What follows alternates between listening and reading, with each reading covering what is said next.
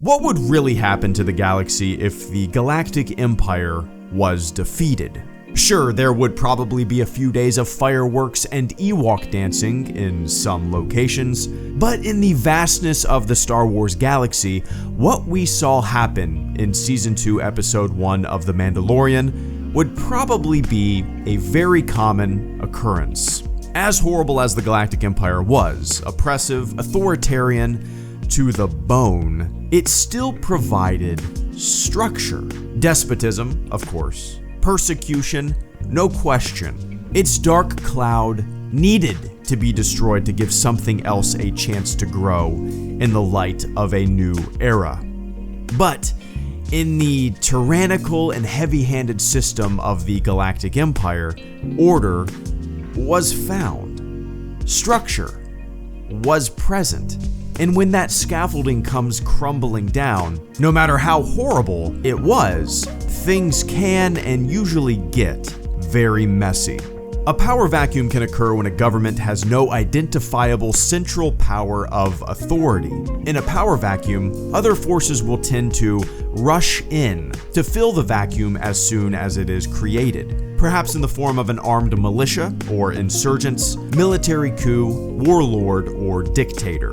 The term is often used in organized crime when a crime family becomes vulnerable to competition, a power struggle, a tug of war between rival factions, even if those factions once worked together to defeat a larger entity. And in the Star Wars galaxy, which is made up of hundreds of millions of star systems and an incalculable number of ideologies, the chaos that would ensue, planet to planet, system to system, would be astonishing.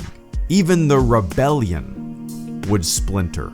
A contemporary example would be the ousting of Iraq's Saddam Hussein by the United States-led coalition in 2003 and beyond, really. The Ba'ath Party was dissolved. The Iraqi army was dissolved. The Iraqi police was dissolved. No post-invasion procedure was seriously planned. Millions of military-aged Iraqi males were left jobless, directionless. Factions formed, insurgency spread. The power vacuum was beyond vast. And what came was more chaos, more bloodshed, more warlords, more tugs of power. Despite the atrocious and authoritarian nature of Saddam Hussein's rule, there was some semblance of order. And when it was shattered, the vacuum opened. And that is just one example of many throughout history of power vacuums created by not only my nation, but all nations and societies that have mingled with that kind of thing on planet Earth. But there are other examples in Star Wars as well. A power vacuum was created on Mandalore with the death of Gar Saxon. After the Empire was defeated, regional governors and Moffs jockeyed for position and control. A power vacuum was created after the death of crime lord Jabba the Hutt. Power vacuums and Star Wars have a long and detailed history.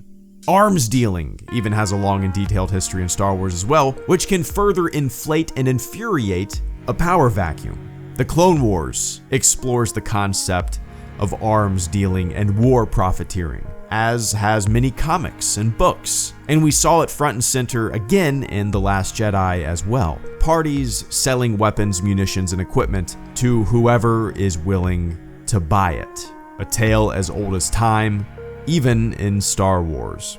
So, what would really happen if the Galactic Empire was defeated? Probably more chaos, more bloodshed, people wanting to rise to power where power was no longer held. The structure would be eliminated, and the most dastardly folks would try to build a new structure with them at the helm.